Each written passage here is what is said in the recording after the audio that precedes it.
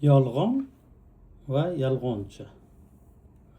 Yolg'on insoniyat ko'zgusida haqiqatning sekin yemirilishi.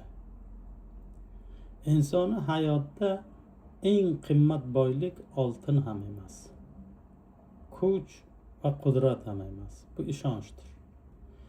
Ishonch ko'rinmas ammo qattiq, barqaror va mustahkam ustun bo'lib, insonlar orasidagi aloqa va munosabatlarni tiklaydi, qalblarni birlashtiradi va jamiyatni barqaror tutadi.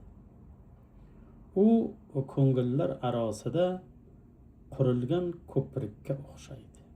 Agar bu ko'prik buzilsa, insonlar yolg'izlik va begonalik orollariga ajralib qoladi. Yolg'on esa shu ko'prik poydevoriga sekin uriladigan bolg'adir. Yolg'on dastlab qaraganda oddiy bir xato, kichik og'ayishdik tuyuladi. Go'yo haqiqatdan ozgina chetga chiqish xolos. Ammo bu kichik og'ish takrorlana borib chuqur jarlikka aylanadi. Bu jarlik nafaqat inson bilan boshqalar o'rtasida, balki insonning o'zi bilan o'zi orasida ham paydo bo'ladi. Yolg'on gapiruvchi inson avvalan boshqalarning ishonchini emas, balki o'z vijdonini yo'qotadi. Chunki haqiqat avval qalbda o'ladi, keyin tilga chiqadi. Falsafa nuqtai nazardan yolg'on bu borliqni inkor etishdir. Ya'ni bor narsadan qochib, yo'q narsaga fano izlash. Bu qochish qisqa muddatda foydali ko'rinishi mumkin, ammo uzoq muddatda insonni haqiqiy hayotdan uzib qo'yadi. Yolg'onga o'rganib qolgan inson asta sekin haqiqat bilan xiyol orasidagi chegarani yo'qotadi va sun'iy dunyoda yashay boshlaydi. Bunday dunyoda esa na ishonch bor, na rostlikning qadri. Axloqiy jihatdan qaraganda yolg'on oddiy xato emas, balki insoniy aloqalarga xiyonatdir. Har bir yolg'on boshqa inson qalbiga ishonchsizlik urug'ini ekadi.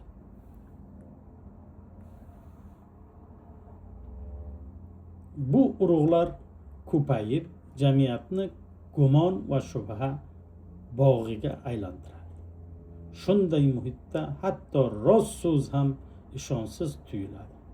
Chunki quloqlar haqiqatni eshitishga, ko'ngillar esa uni qabul qilishga odatlamay qoladi.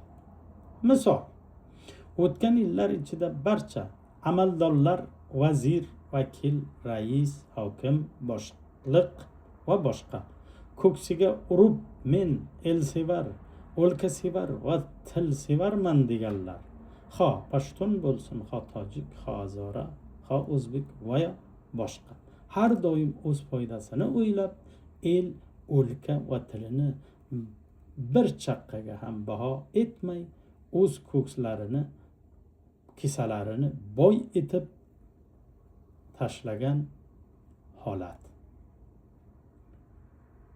Psixologiya ham shuni tasdiqlaydi. Yolg'onni takrorlash inson ongiga chuqur ta'sir qiladi. Tadqiqotlar ko'rsatadiki, yolg'on ko'paygan sari insonning axloqi, sezgirligi pasayadi. Birinchi uyat, ya'ni sharm va iztirob bilan aytilgan yolg'on keyinchalik oddiy odatga aylanadi. Bu kabi yolg'onlarni o'tgan yillar vazirlar, vakillar, raislar, hokimlar va boshliqlar va boshqalarga hammamiz shohidi bo'ldik. Eng xavfli holat ham shu: inson yolg'onni nafaqat qiladi, balki uni tabiiy deb qabul qiladi. Bu esa vijdon chirog'ining so'nishidir. Yolg'on ishonch oynasidagi nozik siniq yoriqlikdir. Kichik ko'rinadi, ammo haqiqat aksini sindiradi. Bu siniq aks nafaqat boshqalarni noto'g'ri ko'rsatadi, balki insonning o'z qiyofasini ham buzadi. Yolg'onchi o'zini ham to'g'ri ko'rolmaydi, chunki u kimligi bilan kim bo'lib ko'rinayotgani orasida tafovut paydo bo'ladi. Bu esa shaxsiy inqiroz, ichki yo'qotishdir.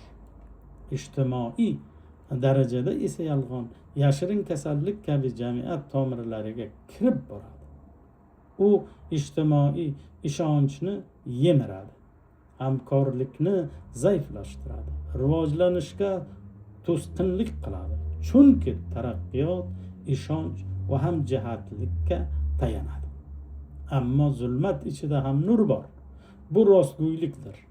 Rostlik nafaqat axloq fazilat, balki insoni zaruratdir. Rost inson o'zi bilan uyg'un yashaydi.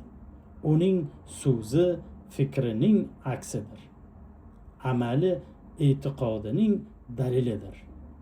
Bunday inson vaqtincha zarar ko'rishi mumkin, ammo oxir oqibat u g'olib bo'ladi.